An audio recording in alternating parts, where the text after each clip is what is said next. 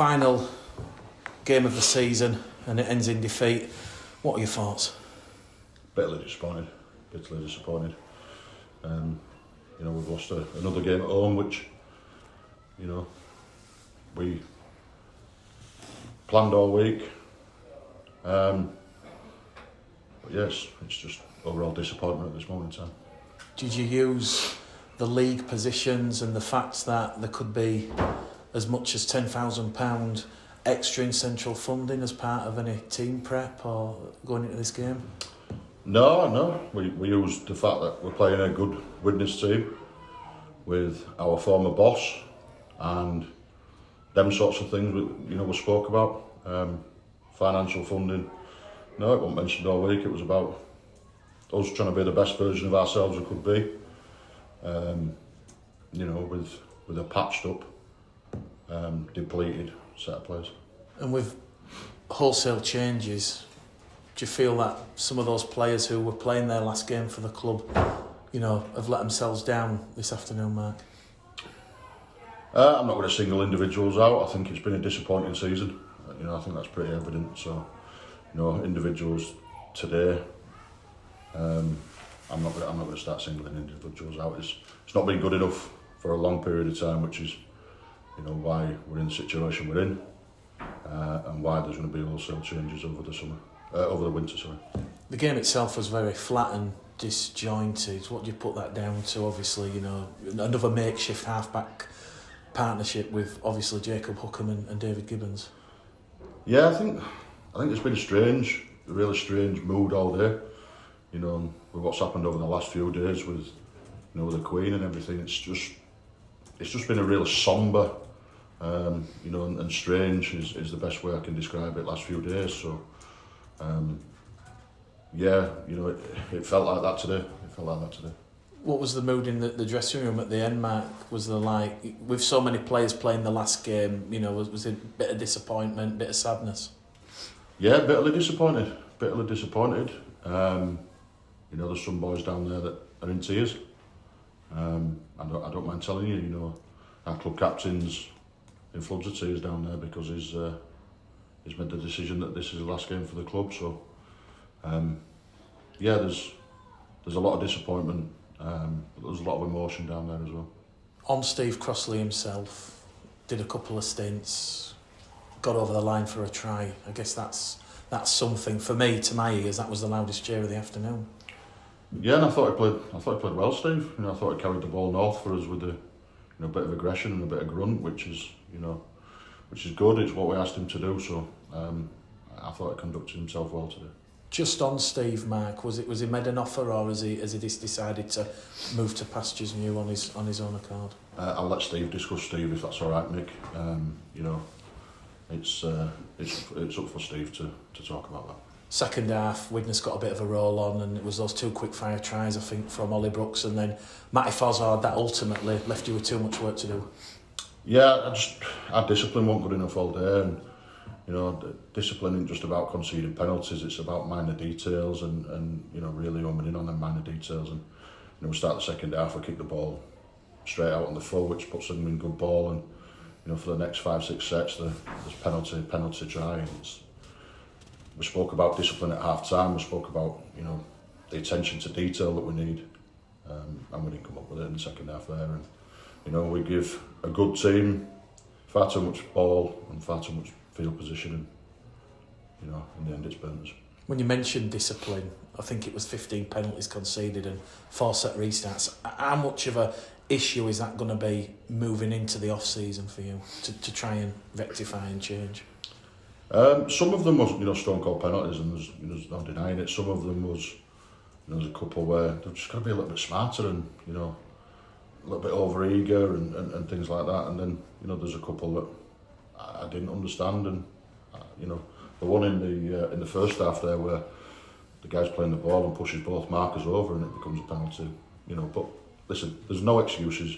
Our discipline wasn't good enough with the ball, without the ball, and in our attention to detail. Positive Marcus Green, more minutes in the tank, and he certainly doesn't look out of place at this level. No, it doesn't. That was a positive, but the other positive was Mickey Oil, who we've got on loan from the Army, making his home debut. But as so often has happened this year, is 3 minutes in, he's rolled his ankle and he's got an ankle ligament injury, which, if the season had another month, would keep him out for a month. So it's just typical of our season so far.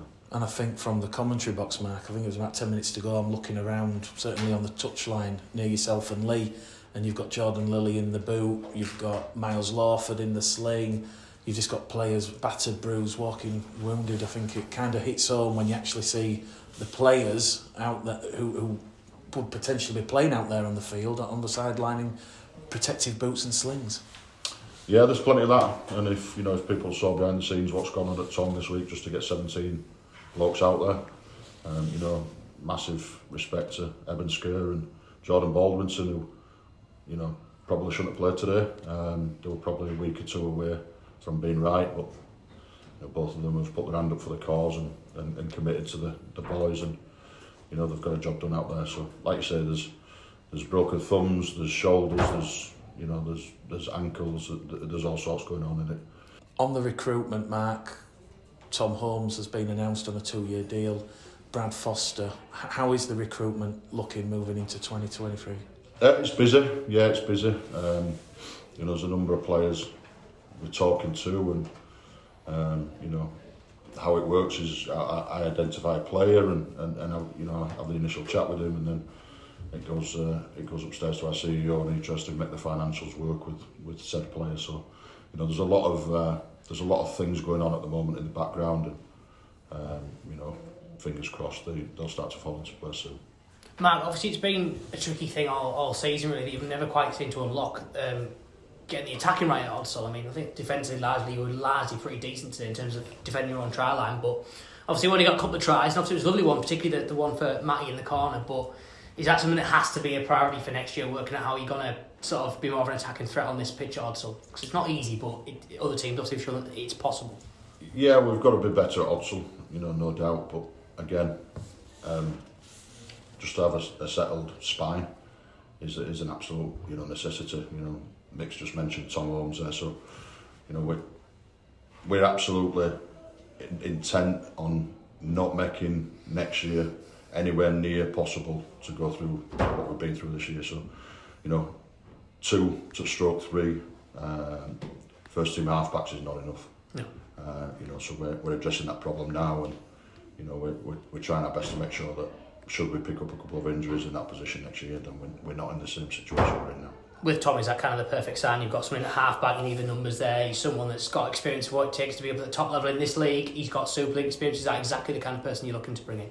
Yeah, and above and beyond all that is an absolute champion bloke. When I sat down with him, and his vision and his philosophies are really, really good. So it comes into the half-back set up there, and I think people like Miles Lawford and people, some of our younger blokes that are in the half-back positions there will really enjoy learning from Tom and working with Tom. We've seen those young half-backs, and obviously it was Jacob and David in there today. I thought Jacob did quite a good game, as Tom Dold I think did as well, but I thought Jacob did a pretty good job, and obviously it was a lovely assist for Matty's try as well. How impressed have you been with Jacob in the few games he's played? Cause it's not easy for a young half-back to come in and do a job against some really experienced blokes on the other side of the field. Yeah, that's right, and when we put it into context, Jacob's a young bloke from Hull who's actually an hooker by trade, so again he's come in, he's played a couple of games at hooker, and then the necessity has been there for him to play in the halves for us, and I think he's tried his rocks off while he's been here. He's a good bloke, he's fitted straight into the group, so his efforts have been much appreciated by all. Definitely. And what did you make? There were a couple of times, there were the odd stuff, but I thought generally the amount of pressure that Widnes put on that trial, I thought generally he did a pretty decent job defensively. That's something to build on for next season. Yeah, I think Widnes did a decent job, but I think we allowed them to. We give them that much territory and that much field position. We almost invited them to play on our end and invited the workload that comes with that. So we've got to be smart in that area. Full credit to Widnes. They're a good side and they took their opportunities when we invited them onto our goal line. But we've got to prevent that to be better. You mentioned all those injuries that you've got. Another one obviously that missed out today was Reece. He was stood with Jordan and then he looked to be limping. Has he got a problem with his leg, ankle, or what sort of? Yeah, he's got a foot problem as Reece. Yeah. Nice one. No reason. Like, obviously, that's obviously frustrating. Another experienced player as well that you miss. I mean, it's not just the fact that they're good players; it's the fact that they're people that know the club, know the team, and obviously it's a pretty inexperienced side. And obviously, getting to one of your key older players that knows the game instead of missing again, isn't it? Yeah, it is. You know, and it leads to playing.